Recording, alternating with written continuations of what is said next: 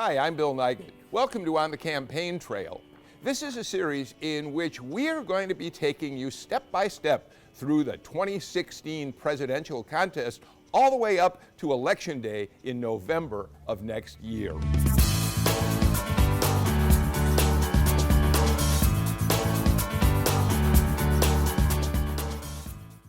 So, do you want to be president? Are you ready to run right now? Not so fast. There are requirements to what you have to do to become president. It's really very simple. The rules are laid out in Article 2, Section 1 of the U.S. Constitution. Let's read it. No person except a natural-born citizen or a citizen of the United States at the time of the adoption of this Constitution shall be eligible for the office of president. Neither shall any person be eligible to that office who shall not have attained the age of 35 years and been 14 years a resident within the United States. Okay, so let's break that down. Why 35? Well, the Founding Fathers believed that wisdom and maturity were important requirements for someone who wanted to serve as president. Was there anything magical about the age of 35? No, I think we all know people who at age 35 really don't seem very mature or very wise. Nevertheless, when you look at that, having been created back in the 18th century, you have to realize that people's lifespans were much shorter.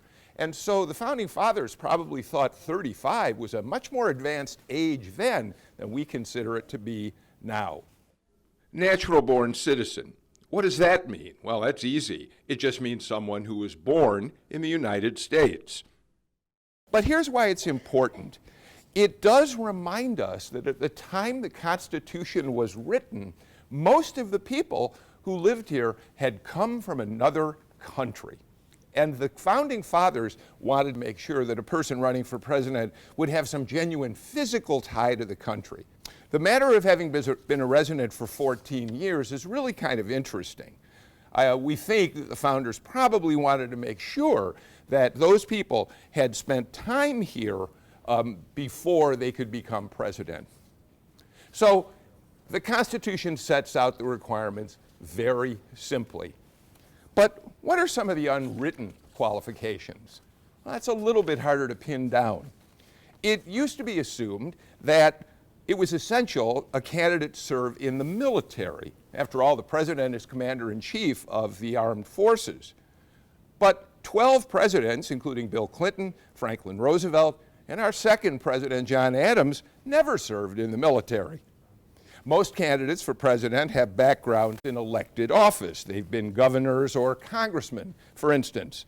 But if you've been following the race this year, you probably know that the candidates who served in office on the Republican side, at least, are at a very big disadvantage. Right now, the GOP candidates leading the field are Donald Trump, Ben Carson, and Carly Fiorina, and none of them has ever been elected to any office at all. Why are they so popular? Well, most people think it's because voters are very angry at politicians and those who've been serving in office, and they're turning to newcomers. There was a time not long ago when there were some other informal qualifications. The candidate almost always had to be a white Christian male. Of course, President Obama shattered that barrier in terms of race. Right now we have two women, Carly Fiorina and Hillary Clinton, running for president to become the first female president.